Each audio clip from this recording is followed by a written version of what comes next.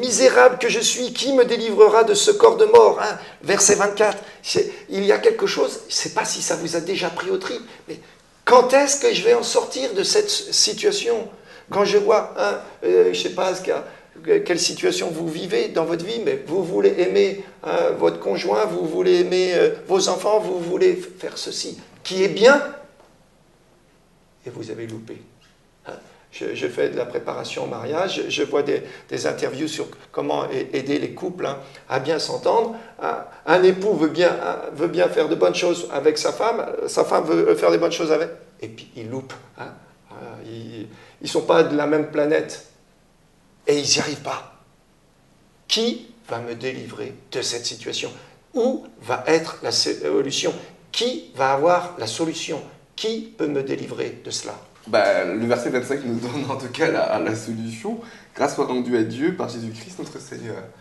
Et on parle bien sûr de l'effusion du Saint-Esprit qui est promis justement à tout chrétien lors du baptême. C'est le baptême au niveau de l'eau, mais le baptême aussi au niveau de l'esprit. Mais je crois que la loi joue quelque part, enfin, le Christ joue quelque part dans cette dualité entre la loi de la chair et la loi du Christ. C'est comme une espèce de balance.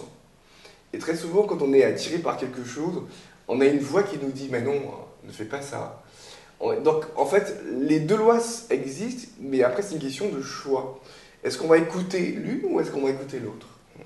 Et c'est vrai que c'est pas toujours évident, et ça nous donne aussi l'impression qu'on a besoin du Christ tous les jours.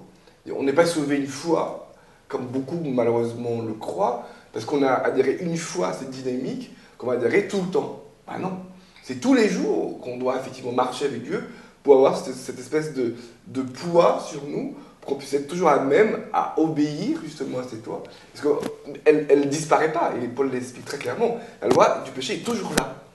Et si on n'écoute plus effectivement le Christ, elle prendra le dessus. Voilà, alors, chers amis, je crois que c'est important. Il nous faut donc conclure dessus. Merci Francis de nous avoir rappelé ce que dit l'apôtre Paul. La solution, elle est en Christ.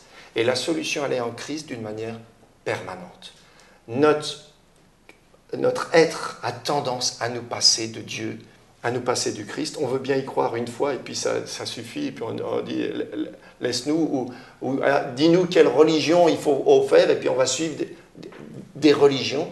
Et le Christ dit non, sans moi, vous ne pouvez rien faire. Vous avez besoin constamment de moi pour vivre cette loi sainte, juste et bonne, d'une manière spirituelle et non pas d'une manière légale, d'une manière dynamique, d'une manière vivante, d'une manière puissante, d'une manière agréable pour vous et pour tous ceux qui vous entourent. La prochaine étude sera sur Romains 8 qui nous donnera encore comment Dieu veut nous conduire par son esprit justement dans cette dynamique. J'espère que vous avez pris plaisir et vous vous souvenez, je vous avais dit que c'est une étude très passionnante. Alors n'oubliez pas de nous envoyer vos remarques, vos suggestions. Et nous sommes très heureux de savoir que nous sommes écoutés et regardés jusqu'à Tahiti, au Canada. Alors continuez à nous envoyer vos remarques et vos encouragements. Et en attendant, je vous souhaite une très bonne semaine et à bientôt.